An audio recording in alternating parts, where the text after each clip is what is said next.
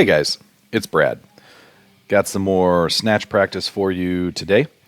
This is actually filmed immediately after my Clarence Kennedy session, so this is really still part of the same workout that day. But first, don't forget to subscribe to the channel, like the video, and leave us a comment below. So, yeah, this is just more snatch practice.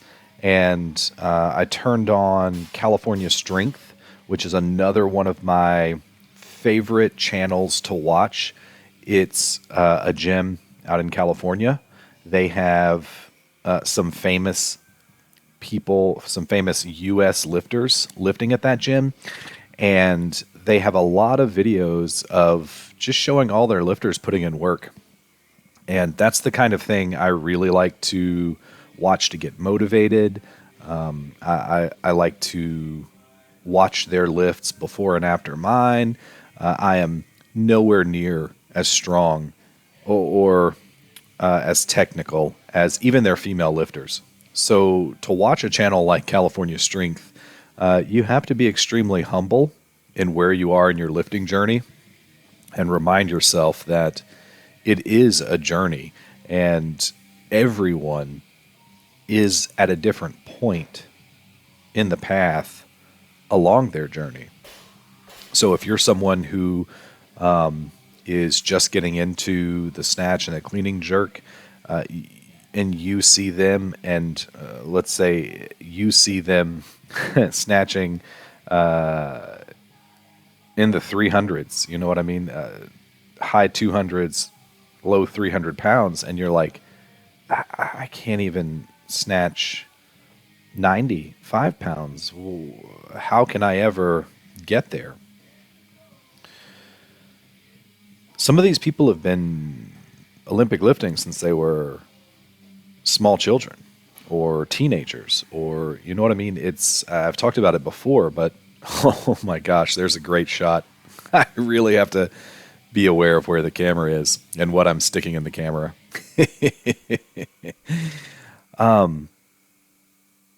And then the lifters you see at the Olympics, you know, they've been training for 15, 20 years to get to where they are at the peak of physical performance in a specialized lift. So don't get frustrated by seeing people who are stronger than you. Stay humble, keep putting in the work, and know that every year you're building on that total. And in the beginning, you're building that base, that foundation. And that's still where I am 2 years and 8 months into my Olympic lifting journey after transitioning from powerlifting. Stay humble, put in the work, and keep getting better. That's all there is to it. And that's my philosophy. Yeah, see, I hit that. Now I'm singing a little bit. Yeah. But I really like watching the female lifters because they are so strong for their size. Not even just for their size. Like I'm a 200-pound dude, and these 135-pound females are crushing my lifts. And it doesn't make me feel bad or weak. I actually like watching them because they're at least a little closer. Oh, a little adjustment there.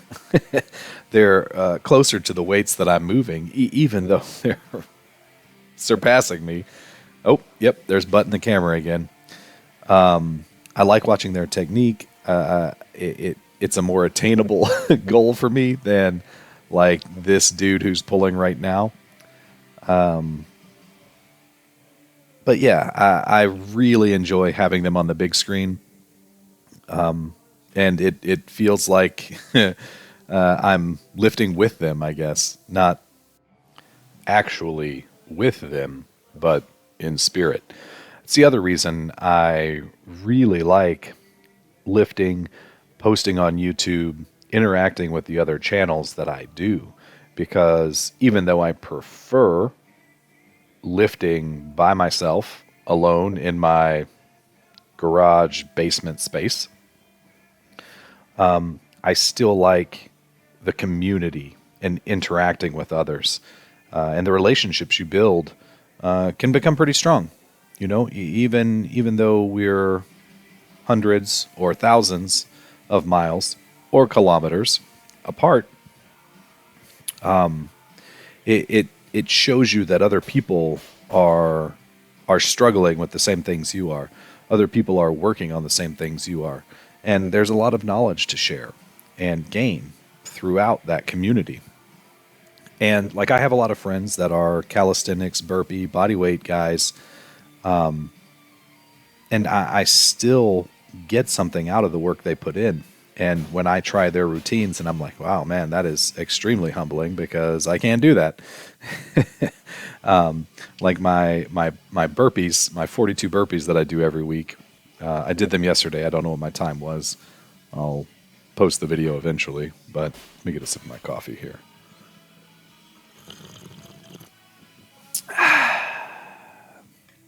Yeah, so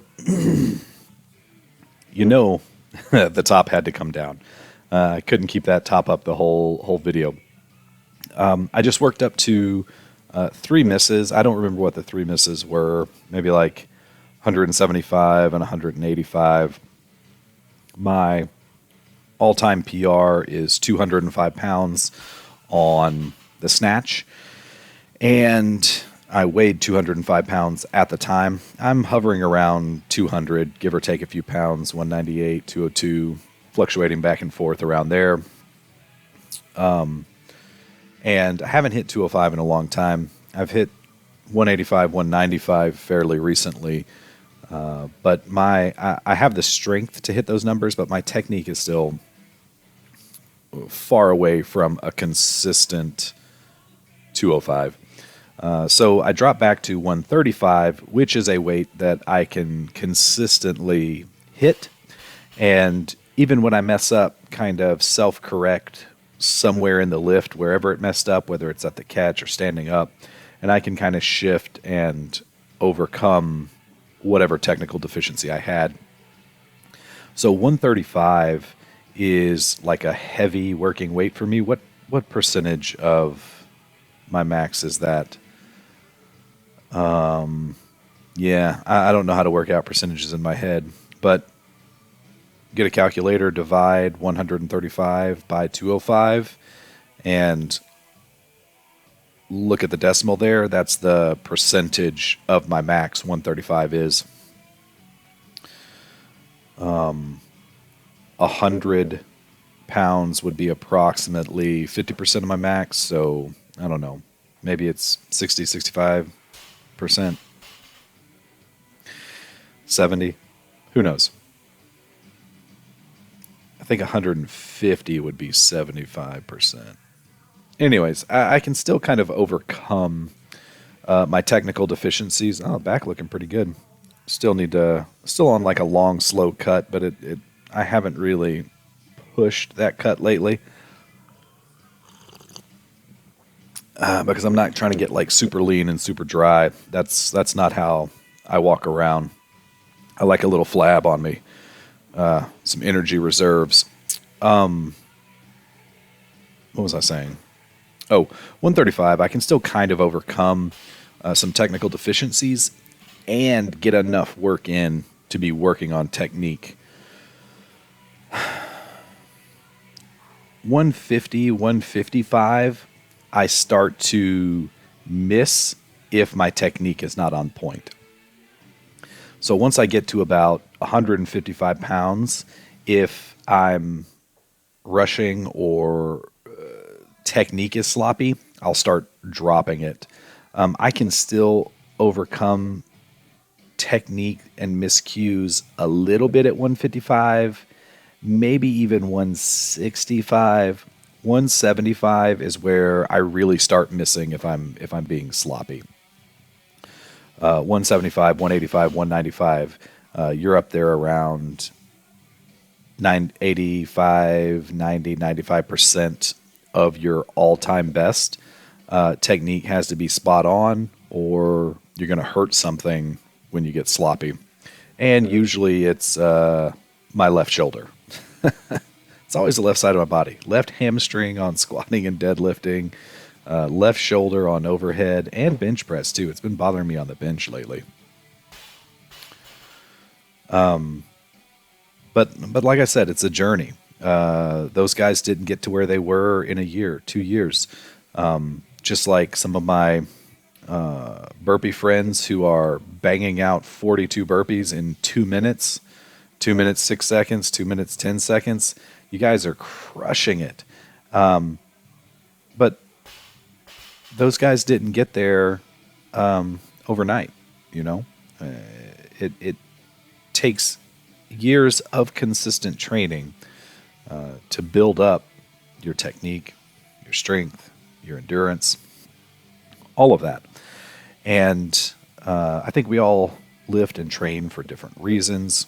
We all gravitate toward different styles. And I think it's great to be curious about other styles and sample a little bit of everything. Because if you don't try it and you don't sustain it and give it all you got, how are you going to know whether or not you love it? You know what I mean? You never tried Olympic weightlifting or powerlifting or whatever. You know, it takes sustained effort over a period of time to get proficient in different movements. And it's like I tell my boys, both of my boys, my 15-year-old, my 16-year-old, he'll be 16 next month, and then my 13-year-old, or he'll be 13 in December. We force them to learn piano and stick through the hard part as young children. We force them to do weightlifting. We force them to go to school. We force them to do a lot of things that, left on their own, they might try it, run into a barrier, and then give up. So I know force is kind of a forceful word or a harsh word, but we do, because like my oldest boy, he hated piano, and now he has developed a genuine love of it, and we don't force him into it anymore. He practices on his own. He loves music, and he thanks us still to this day for not letting him quit. And I look back on some of the things in my childhood, and you know, there are a few times where I told my parents, yeah, I hate this. I don't want to do it anymore. And they let me quit.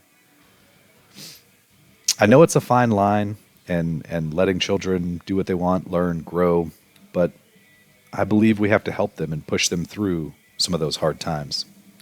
All right, guys, keep training, and I'll see you in the next video.